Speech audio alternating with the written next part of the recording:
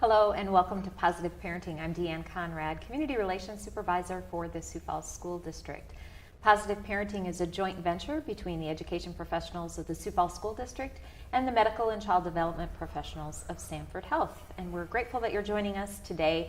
We have an important topic that all parents and grandparents and really everyone needs to be aware of.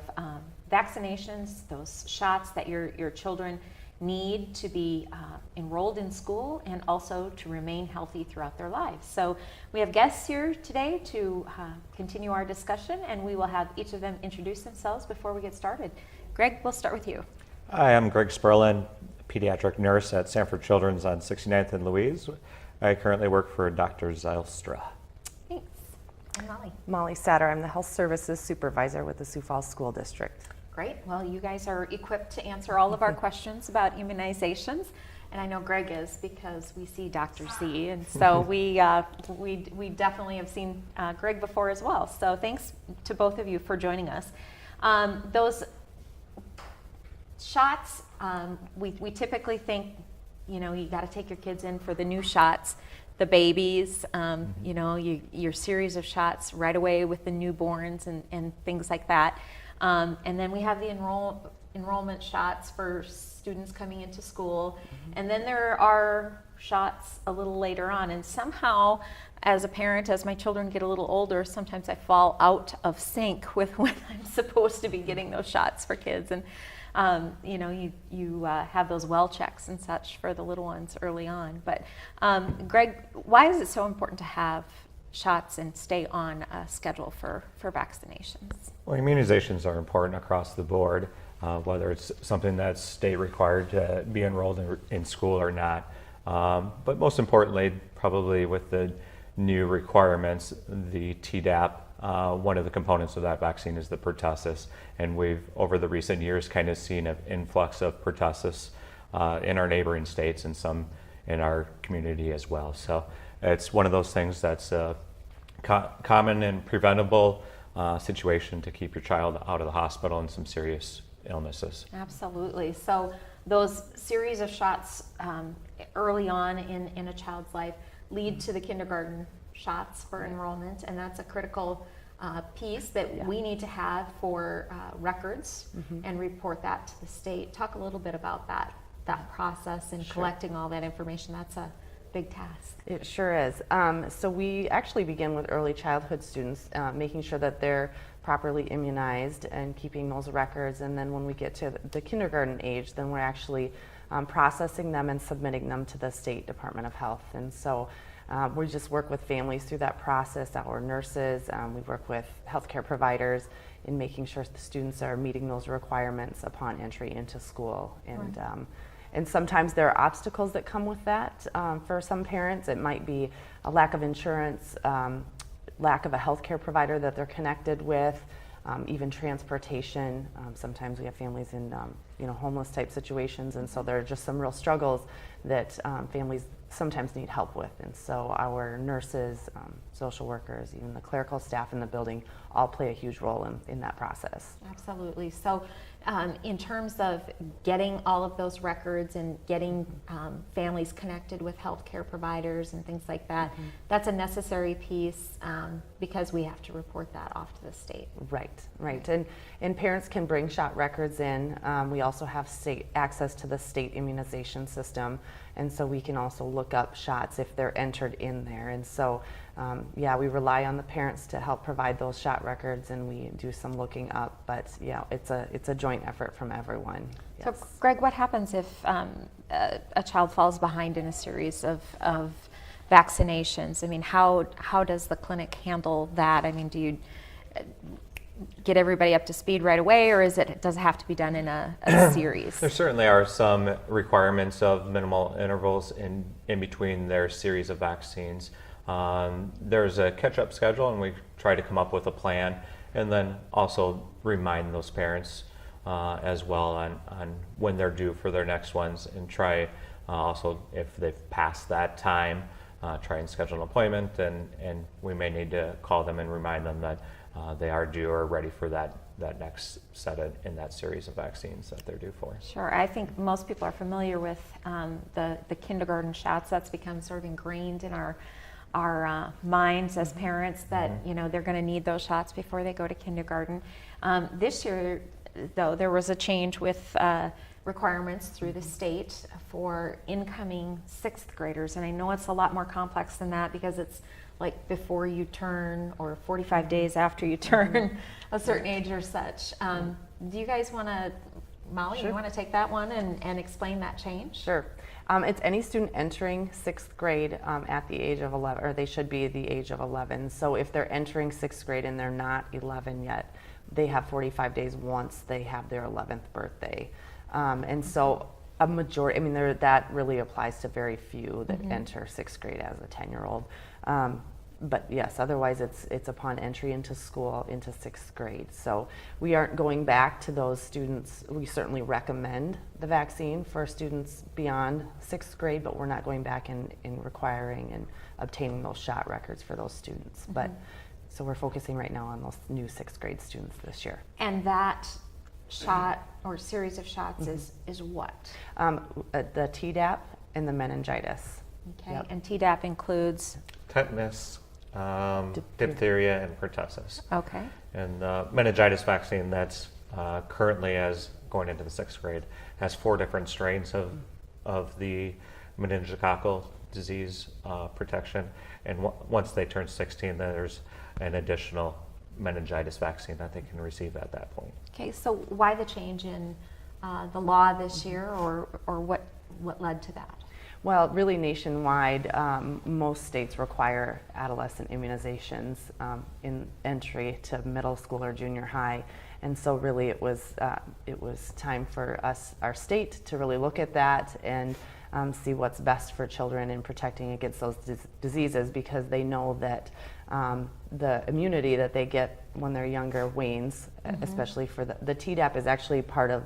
It's a DTaP when they're in kindergarten, and so some of those diseases they're being protected against, but the protection begins to wane as an adolescent, and so it's really important to come in and get that next Tdap, and then the meningitis. That's when they start to be at higher risk for that, and so that's why the addition of that. Right.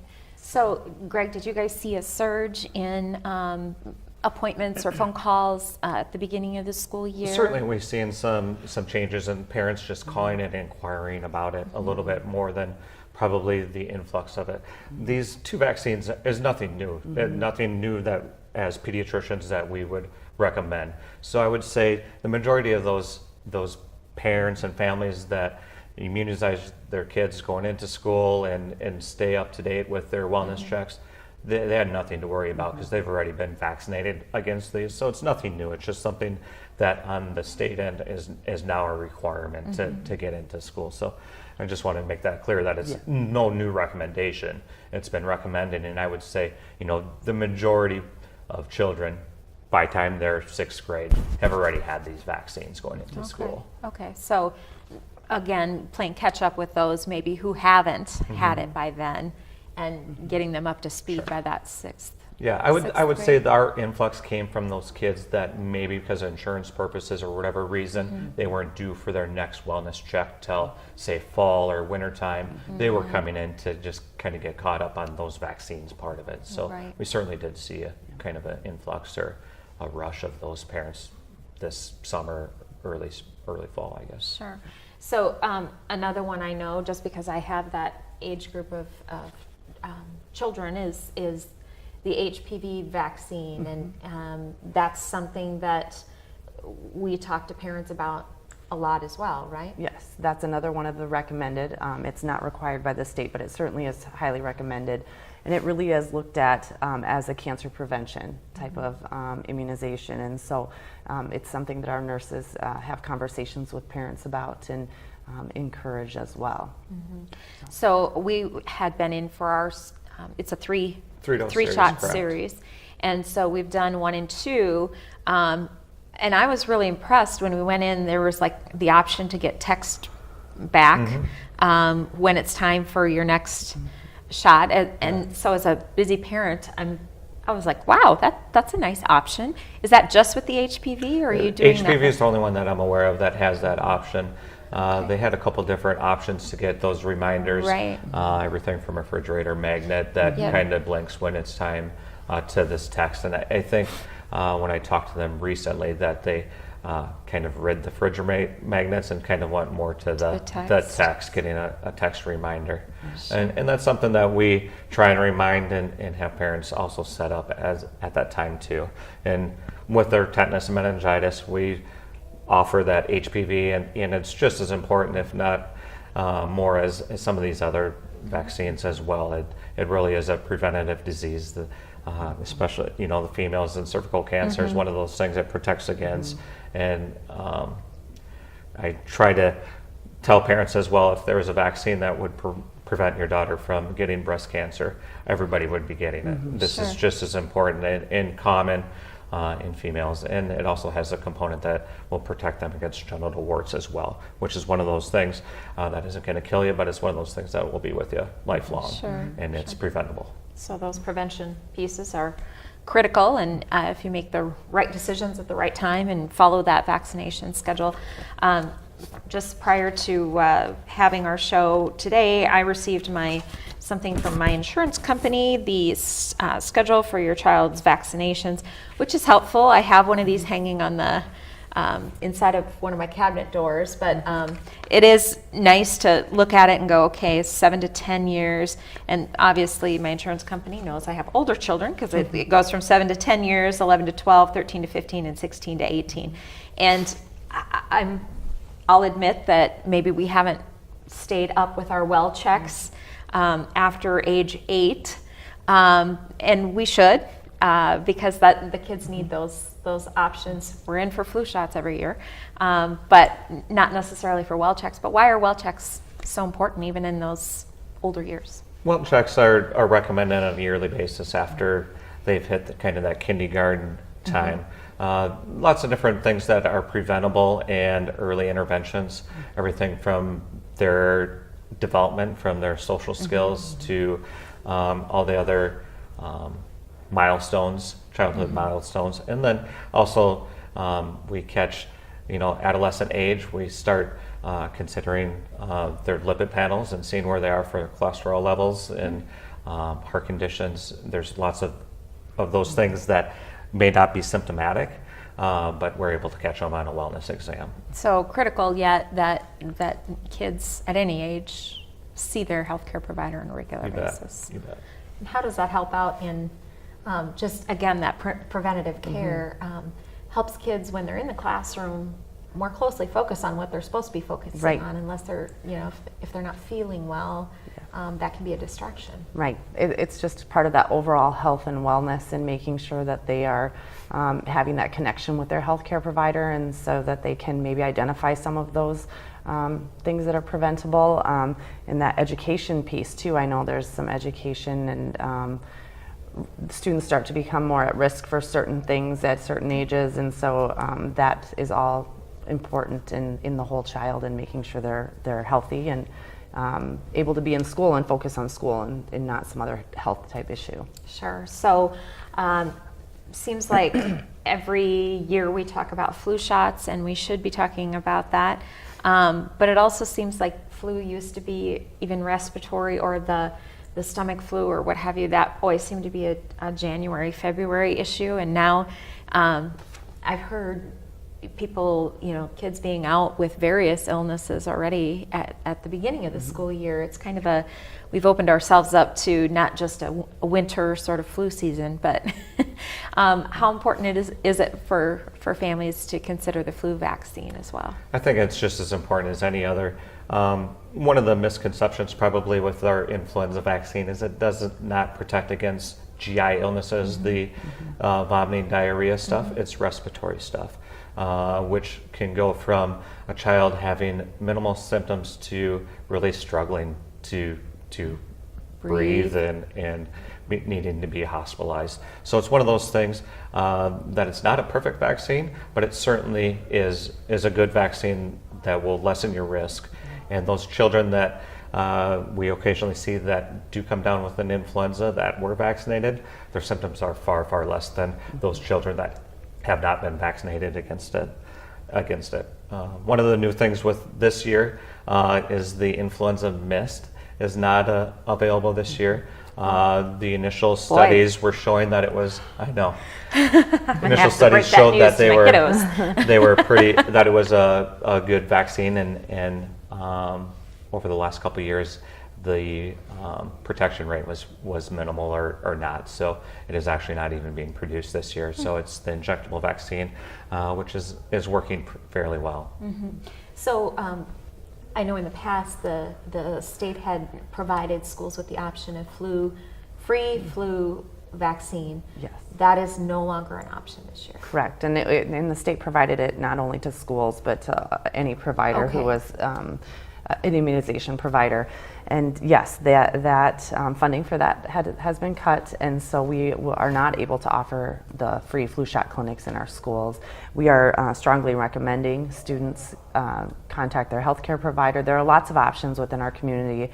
Your healthcare provider, there are local pharmacies that all have walk-in type clinics, shot clinics, and so making sure to continue to get your vaccine, and we just aren't able to do it in that school setting this year, unfortunately. So while the convenience was, it was good and convenient for some families, I have to think if you walk into the clinic, you guys are probably going to be able to catch a lot more of those kids that need to be up to date on some other vaccinations as well. You bet. That's one of the things that we do anytime a child comes in for whatever vaccine is we check their healthcare record to make sure that there aren't any other vaccines that they could use that may not have been required even to get into school as a state requirement, but it's still one that's highly recommended, and we try and encourage those families to get caught up on those as well. Sure. So knowing that the schools in Sioux Falls are not going to be able to offer the free flu clinics, flu shot clinics, I assume you will all have various flu shot clinics in the clinic setting. You bet. Each of our clinics has walk-in hours or times. Families just need to contact their clinic to basically set up a time as far as that goes for most of them, and just a quick in and out, see one of the nurses to get that vaccine taken care of. We also do have plans. I don't know if they are set in stone on particular dates and times to actually where there be several nurses and providers, and that's all they'll be doing is giving those influenza vaccines. Right. And we've been recommending as soon as the clinics have gotten their influenza vaccines to vaccinate. It's not too soon to vaccinate. It's better to get them done earlier than later, sort of thing. And we've been, I think most of the clinics, as far as I'm aware, have received all their flu vaccines at least for the last week. So what is the length of coverage time of a flu? It will protect them all the way through the season up until early summer. If they were to get it today, it would give them optimal protection until then. Okay, so not too soon. Don't wait till the snow flies. That's when you start to think, okay, we're entering flu season. But as mentioned, there were a number of symptoms, out there for various things. Not that there's been a valid case of flu at the time of this taping, but there's just all kinds of different symptoms out there that it should make you mindful that it's right around the corner. Yeah, the influenza is certainly an important vaccine to get. Again, to kind of touch base on that, I was at a recent conference that kind of went through the statistics from last season and the amount of deaths. 50% of those children that died last year had no symptoms, were healthy children with not underlying symptoms. So we have families that say, oh, my children are otherwise healthy, and think that they can avoid that. Well, half of those children, unfortunately, didn't make it last year that were healthy. Wow, that is something striking to think about. And you know, my kids will fight when they hear that we're not going to have the flu miss this year. The oldest one, she did the shot last year. She was decided she was going to be brave and do the shot. The other two were not going to have the shot at all and did the mist, but we're going to have to start informing them now that that's not even an option. So what have we seen? Have we seen some illnesses already in school, or I've heard sore throats, kind of that kind of thing seems to be. Yes, nothing, there's been no real, bugs that I've heard a whole lot about. I mean, you have your typical sore throats, a little bit of, stomach flu kind of symptoms, but nothing majorly concerning at this point. So just keep our fingers crossed that continues. But like you say, we know it's right around the corner. It's not very far off. So, if a student is presenting with symptoms, kind of walk us through what the process is. I mean, typically a teacher's going to send them down to the class or down to the office, and kind of what's the process that a school nurse would go through to evaluate them? Yes, so the nurses do assess the students. They're taking their temperature, asking questions like, has anybody else in your house been sick? If it's a stomach ache, it's kind of getting to the bottom of what is going on here. Sometimes it could be something that's maybe not exactly physically health related. Maybe they're worrying about something or anxious, but kind of asking some of those questions to sort through all of that and determine what other signs and symptoms that they have. Maybe looking at a throat if it's a sore throat, and contacting parents with whatever their findings are and making a recommendation, to either to go home or you should see your healthcare provider, that kind of thing. So they're assessing and working with parents and getting them connected with whomever it is they should be seeing. I know in various conversations that you and I have talked about, you have mentioned the healthcare coalition and sort of the group in Sioux Falls that really Immunization Coalition. Immunization Coalition, yes. That the group really, there's is it a board, a committee? What is it that works on health issues related to children? The Sioux Falls Area Immunization Coalition is just it's a place where all providers, anyone really, can come and join for those meetings, and it's representation from the different healthcare organizations in town.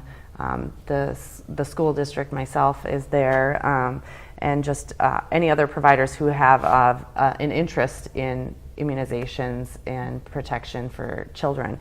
And so we get together monthly and talk about the different things that are going on and share ideas and get the word out. There was a lot of discussion in the months leading up to the new 6th grade requirements, and working together really just as a community to make sure that we're making sure that children and families are immunized and protected. And so it's a great thing for our community. Yeah, is that pretty standard that most communities our size have something like that, or is it a collaborative effort? Oftentimes states have immunization coalitions, and ours happens to be the Sioux Falls area, so it's Sioux Falls and surrounding.